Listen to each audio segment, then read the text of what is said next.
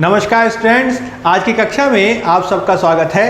आज हम जिस टॉपिक की आपके साथ चर्चा करने जा रहे हैं वो अभी ही घोषित किया गया है और इस तरीके से वो आपका करंट डेवलपमेंट से रिलेटेड है। हालांकि इसका संबंध हिस्ट्री, आर्ट एंड कल्चर से भी है। घटना क्या है? तो घटना ये है कि हाल ही में यूनेस्को वर्ल्ड हेरिटेज कमेटी के द्वारा भारत के एक स्थल मोइदेम को यूनेस्को वर्ल्ड हेरिटेज साइट की लिस्ट में शामिल कर लिया गया है और इस तरीके से भारत में अब इनकी संख्या कुल मिला के 43 हो गई है। तो घटना क्या है? घटना यह है कि असम के मोइदाम्स को क्या किया गया है? तो यूनेस्को विश्व विरासत सूची के स्टेटस को प्रदान कर दिया गया है और इस तरीके से भारत में अब इनकी कुल मिला के वर्ल्ड हेरिटेज साइट्स की जो संख्या है वो हो गई है 43। तो घटना ये आप देख सकते हैं, ये आज के आपके इंडियन एक्सप्रेस न्यूज़पेपर में प्रकाशित है, हिंदू में भी प्रकाशित हुआ है। तो न्यूज़ ये कह रही है कि जो माउंट बोरियल सिस्टम है, यानी एक तरीके का आप कह सकते हैं शवदाह पद्धतियाँ हैं, शवदाह पद्धतियाँ हैं जो असम में आपको याद रखना है कि ये जो है अहोम शासकों से संबंधित है, अहोम शासकों से संबंधित है। उनकी जो है जो माउंट बोरियल सिस्टम है इसकी, जिसका संबंध अहोम डायनेस्टी से है, इसको यूनेस्को की विश्व विरासत सूची में शामिल किया गया है। आपको ध्यान रखना है कि भारत में पहली बार ऐसा हो रहा है कि यूनेस्को वर्ल्ड हेरिटेज लिस्ट को घोषित करने से संबंधित जो वर्ल्ड हेरिटेज कमेटी की बैठक है वह भारत में आयोजित की जा रही है। भारत इसका भाग पहले से रहा है और इस तरीके से जो है अब मोइदेम शामिल हो गया है। आप इस चित्र में देख सकते हैं कि ये एक तरीके का यूनिक बोरियल माउंट सिस्टम है जो एक पिरामिड के प्रकार के स्ट्रक्चर को दर्शाता है और जिसे मोइदाम के नाम से जाना जाता है, जो अहोम शासकों के काल में प्रचलन में था। यानी जो अहोम शासक जब मृत्यु को प्राप्त होते थे तो उनके शवों को दफनाने के बाद उनके ऊपर जो है इस तरीके से एक पिरामिड के आकार के स्ट्रक्चर्स बनाए जाते थे और उन्हीं को हम मोइदाम्स के नाम से जानते हैं। ये आप जो है मोइदाम्स की श्रृंखलाओं को देख सकते हैं। ये यूनिक स्ट्रक्चर्स हैं जो असम में पाए जाते हैं। हालांकि पूर्वोत्तर के दूसरे क्षेत्रों में भी हमें इसके उदाहरण प्राप्त होते हैं, लेकिन मोइदाम के समान उदाहरण हमें बहुत यूनिक रूप में देखने को मिलते हैं। ये जो है माउंट बोरियल सिस्टम जो है ये अहोम डायनेस्टी से रिलेटेड है और इसको हाल में ही यानी आज 26 जुलाई को ही यूनेस्को वर्ल्ड हेरिटेज की लिस्ट में शामिल कर दिया गया और इस tरीके से भारत के पूर्वोत्तर के क्षेत्र में हम पहली बार ऐसा देख रहे हैं कि एक कल्चरल प्रॉपर्टी, आप ध्यान रखिएगा, कल्चरल प्रॉपर्टी जो है वो इसमें शामिल हुई है। इससे पहले नेचुरल प्रॉपर्टी शामिल हो चुकी है और मिक्स्ड प्रॉपर्टी भी इसमें शामिल है। मिक्स्ड में आप याद रख सकते हैं भारत का एकमात्र मिक्स्ड कंचनजंगा, और नेचुरल में मानस और काजीरंगा इसमें पहले से शामिल हैं, लेकिन पहली बार एक कल्चरल प्रॉपर्टी को इसमें शामिल किया गया है जो आपसे एग्जाम में पूछ सकता है। अब इसका जो डिसीजन किस में लिया गया है, तो 46 जो सेशन हुआ है वर्ल्ड हेरिटेज कमेटी का, जिसकी बैठक पहली बार भारत में आयोजित की जा रही है, इसमें इसकी घोषणा की गई है।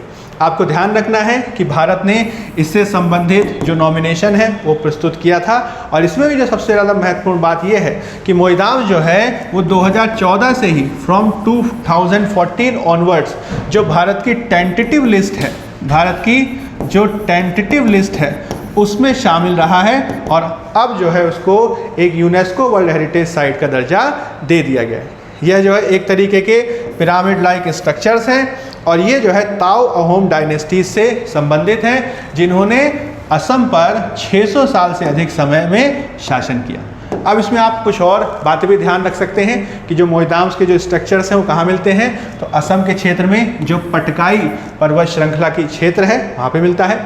यह जो है नार्कोपोलिस है, नार्कोपोलिस मतलब यहाँ पे शव जो है दफनाए जाते थे।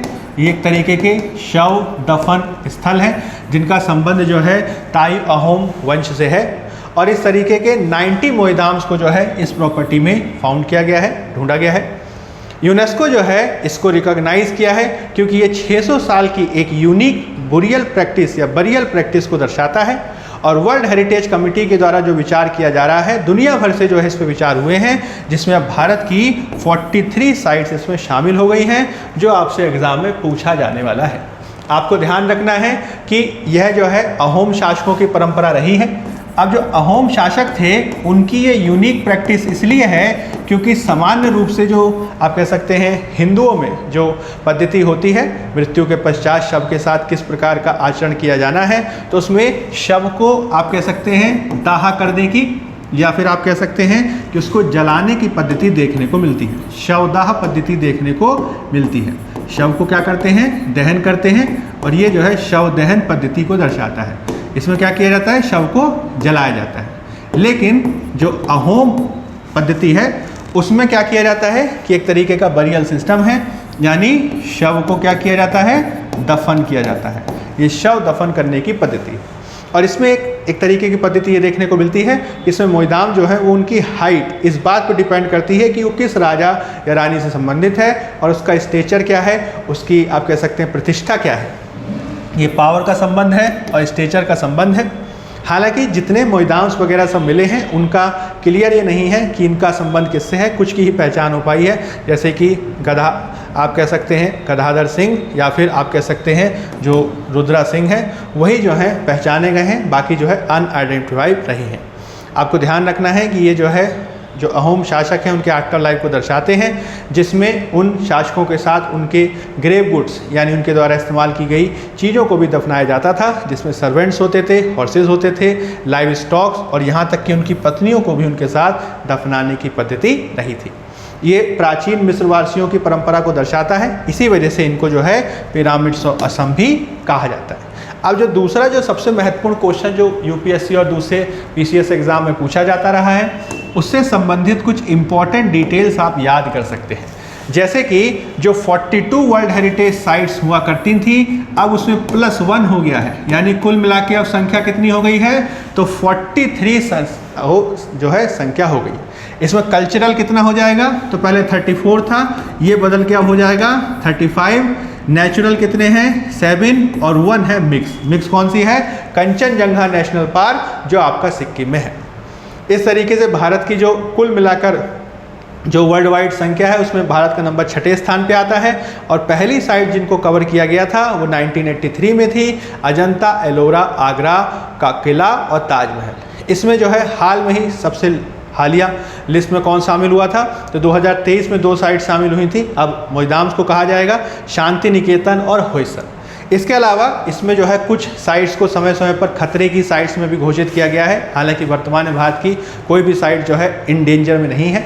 इसमें मानस वाइल्ड लाइफ सेंचुरी और आपके हम्पी के मॉन्यूमेंट्स किसी न किसी कारण से खतरे में रहे थे, हालांकि वर्तमान में वो इस सूची से बाहर है।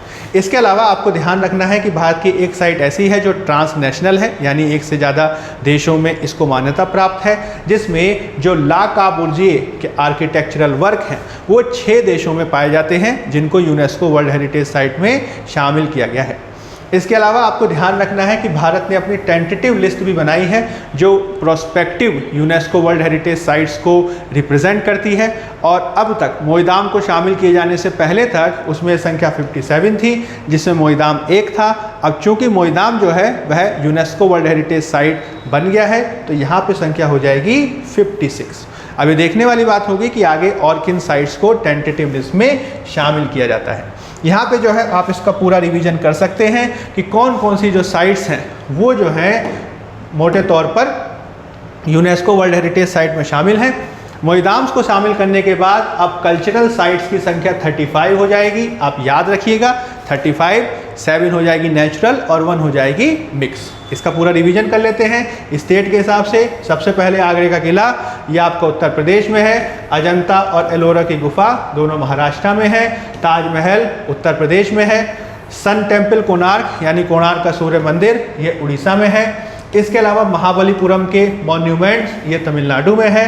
इसके अलावा गोवा के चर्च ऑब्वियसली गोवा में है। फतेहपुर सीकरी ये आपका आगरा उत्तर प्रदेश में है। इसके अलावा हम्पी के मॉन्यूमेंट्स आपके कर्नाटका में है। इसके अलावा खजुराहो के मॉन्यूमेंट्स आपके मध्य प्रदेश में है।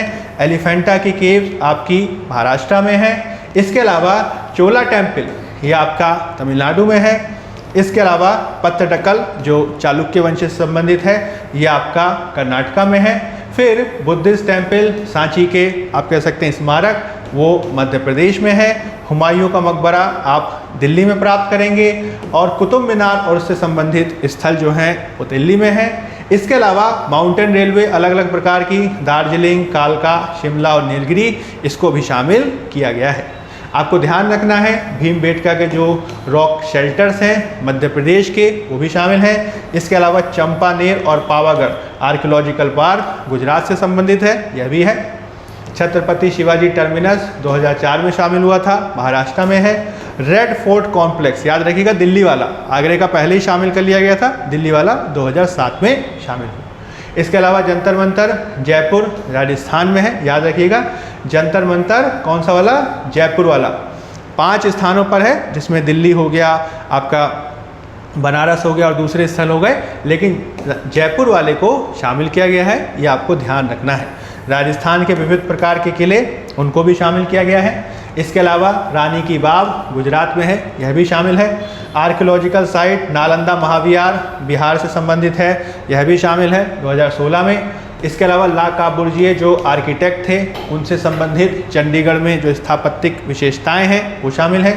इसके अलावा अहमदाबाद के ऐतिहासिक शहर को शामिल किया गया, जो गुजरात में है 2017 में। विक्टोरियन आर्ट और इससे संबंधित स्थापत्यिक विशेषताएं महाराष्ट्र में हैं, यह भी शामिल है। जयपुर सिटी को 2019 में शामिल किया गया था। इसके अलावा धौलावीरा, ये हड़प्पा सिटी जो है 2021 में शामिल की गई थी, ये गुजरात में है। काकतीय रुद्रेश्वर रमप्पा टेम्पल, ये आपका 2021 में शामिल किया गया, तेलंगाना में है।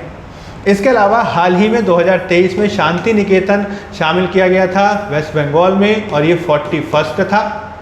42nd कौन सा था, तो होयसला टेम्पल जो कर्नाटका में है। और अब 43rd कौन सा हो गया है, तो आपका हो गया मोइदाम्स जो असम में है। इसके अलावा आप नेचुरल साइट्स याद रख सकते हैं, पूर्वोत्तर की हैं इसमें। काजीरंगा नेशनल पार्क असम में है, केवलादेव घाना नेशनल पार्क आपका राजस्थान में है, Manas wild life sanctuary Assam में है, सुंदरवन आपका पश्चिम बंगाल में है, Nanda Devi and valley of flowers Uttarakhand में है, वेस्टर्न घाट कर्नाटका, केरल, तमिलनाडु, महाराष्ट्र में है, और ग्रेट हिमालयन नेशनल पार्क आपका हिमाचल प्रदेश में है। इसके अलावा आपको ध्यान रखना है कि भारत की एकमात्र जो मिक्स्ड नेचुरल साइट है, या आप कह सकते हैं मिक्स साइट है, जो नेचुरल कल्चरल आदि का उदाहरण है, वो कंचनजंगा नेशनल पार्क है, जो आपका सिक्किम में है। ये पूरी जो लिस्ट है वो आपको ध्यान रखनी है। आपको इम्पॉर्टेंट बात ये ध्यान रखनी है कि यूनेस्को के द्वारा जो जो लिस्ट घोषित की जाती हैं उन सब पे क्वेश्चन बनता है। जैसे कि 2024 में जो यूपीएससी का पीटी का एग्ज़ाम हुआ था, उसमें यूनेस्को साइट्स में 2 क्वेश्चन बने थे। जो एक जो है कल्चरल, जो आपका कह सकते हैं इंटेंजिबल लिस्ट है, अमूर्त सांस्कृतिक विरासत सूची है, उस पर क्वेश्चन बनता है, और दूसरा यूनेस्को वर्ल्ड हेरिटेज साइट पे क्वेश्चन बनता है। इसके अलावा क्वेश्चन पूछा जा सकता है आपका जैव मंडल आरक्षित क्षेत्रों पे, जो यूनेस्को के मैन एंड बायोस्फीयर रिजर्व के तहत घोषित किए जाते हैं, मैन एंड बायोस्फीयर प्रोग्राम के तहत घोषित किए जाते हैं। और साथ ही साथ आपका क्वेश्चन बन सकता है मुख्य रूप से क्रिएटिव सिटी नेटवर्क पर, जियो पार्क नेटवर्क पर, और टेंटेटिव लिस्ट पर भी क्वेश्चन पूछा जा सकता है। इसके अलावा यूनेस्को के द्वारा जो आप कह सकते हैं मातृभाषाएं हैं, मदर टंग्स होती हैं, उनके ऊपर भी जो है कार्य किया गया है, उस पर भी लगातार क्वेश्चन पूछे गए हैं। तो यूनेस्को की जो जो लिस्ट वगैरह हैं उनको आपको अच्छी तरीके से याद कर लेना है, इससे जो है आपकी परीक्षा में बेहतर तैयारी हो सकेगी। तो इस तरीके से हमने बहुत जल्दी ही आपके सामने इस चीज़ को प्रकट किया ताकि आप अच्छी तरीके से इसको रिवाइज कर सकें। अब नेक्स्ट क्लास में हम कुछ और महत्वपूर्ण तथ्यों के साथ आपके सामने उपस्थित होंगे। धन्यवाद।